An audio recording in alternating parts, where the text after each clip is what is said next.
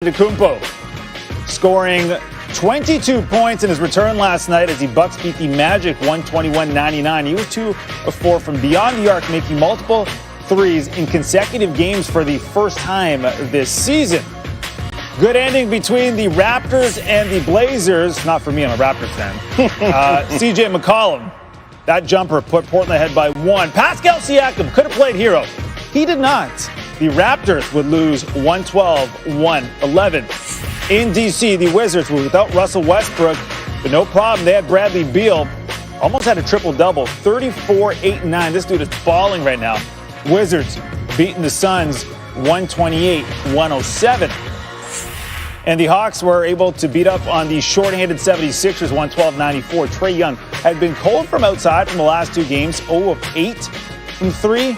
Busted out of that, had 26 points in the win. All right, following our developing story, the NBA expected to review videos circulating on social media of Kyrie Irving not wearing a mask at a family birthday party. The video showing Irving smiling and dancing with his sister Asia.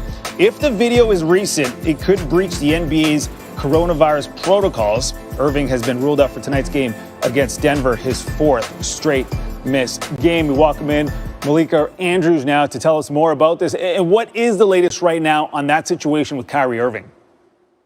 Well, Nabil, Adrian Wojnarowski and I have been told by sources that the expectation is that at a minimum, Kyrie Irving will miss not only today's game against Denver, but also on Wednesday, tomorrow at the New York Knicks, and then also hosting Orlando on Saturday. Those games, again, he is expected to miss. Now, in terms of that video, remember that there is precedent for this. The NBA has stipulated in its COVID protocols that players are prohibited from going to bars, to clubs, to lounges. And in addition to that, they are also barred from having gatherings or attending gatherings of more than 15 people. James Harden did it earlier this season. He was found to be in violation of those protocols. He was fined $50,000 and he missed 4 games in quarantine. But remember, when he missed 4 days in quarantine, he didn't miss an actual game. So if he were to miss a game, the league says that he would be fined 1/72nd of his salary. That's what could happen in terms of Kyrie Irving moving forward. But again, this is something that is in the early stages of being reviewed. There was a game canceled yesterday in the NBA, one canceled today. I should say postponed yesterday, postponed today in the NBA. Ongoing discussions right now in the league around this COVID situation. What are you hearing about those discussions? Well, as Adrian Wojnarowski reported, the Board of Governors is expected to hold or will hold a special session later today to discuss that. But really what I am hearing from folks around the league is that right now the focus is how can they tighten the protocols that they have in place in order to avoid having to shut down or do something more drastic. Now, on ESPN.com, there's some expansive reporting on this that could include simple things like when they're on the court after games, potentially not hugging, not high-fiving, doing some of the visiting that they do, tightening up the mask wearing rules, re-examining whether or not those 3 approved restaurants in every city are something that they can continue to do when teams are on the road. Those are the things that the league right now is re-examining, looking at changing, looking at tweaking so that games can keep going, but they can get these COVID numbers down so that teams aren't without all of these players and games end up being postponed. Definitely a fluid situation right now with that. Thank you, Malika, for the latest. All right, ahead on SportsCenter, we sat down with Nick Saban this morning after a night to reflect what he's saying about the Tide's latest title. It is now time for our bottom of the hour look at our top stories. We call it half-hour headlines. You know, pretty incredible to think how far college football has come this year, especially with all the uncertainty. But they made it, and the national championship game, it was dominated by a team that has been rolling all year. Alabama has been incredible. It was close for like a minute, but Alabama pulling away pretty quick, beating Ohio State in the national championship title game 52-24. Devontae Smith went legend in this game, gathering 12 catches, 3 touchdowns, 215 receiving yards in just 2 quarters. Mac Jones, not bad himself, tossing for 5 touchdowns and making this claim post-game. I think we're the best team to ever play. I mean, there's no team that will ever play SEC schedule like that again, but at the same time, we're just so happy to have won this game and kind of put the icing on the cake. There was not a lot of pressure. We just wanted to go out there and play the game that we've been playing since we were all 5 years old. So we did that really well. And I think you just have to give credit where credit's due.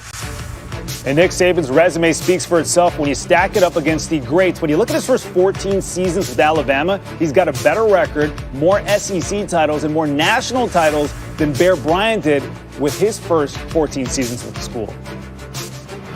Nabil, Justin Fields and that high-powered Ohio State offense just couldn't find enough momentum in their loss to Alabama.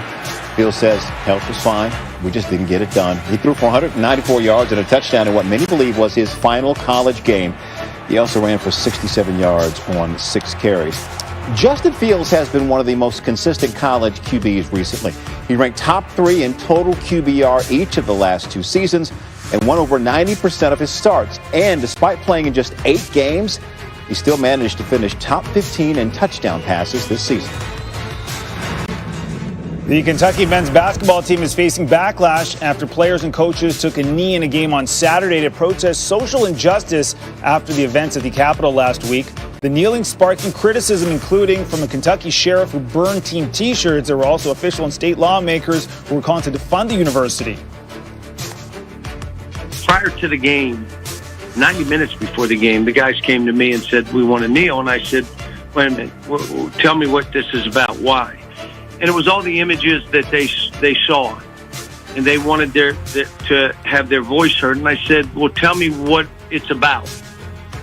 They talked to me about it, and then they said, we'd like you to kneel with us, which I did. I held my heart, but I did kneel with them because I support the guys. But it wasn't about military. We are supportive of all those things, and our school is. But this came from their heart, and it was peaceful. It was peaceful.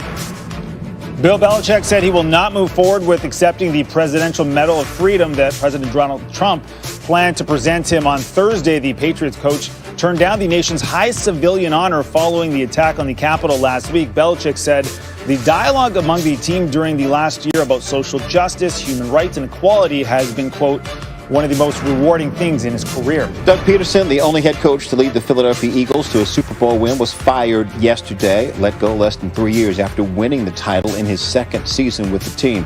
Peterson, 42, 37-1 in 5 seasons with 2 division titles and 3 playoff appearances before going 4-11-1 this season. That 4-11-1 record, their worst record since 2012, their last under Andy Reid. In fact, this year's Philly team also had their fewest points and worst point differential since 2012. The Eagles are one of 7 teams with a head coach opening, all involving intriguing QB possibilities. So we'll see what happens there and around the league. Yeah, and that would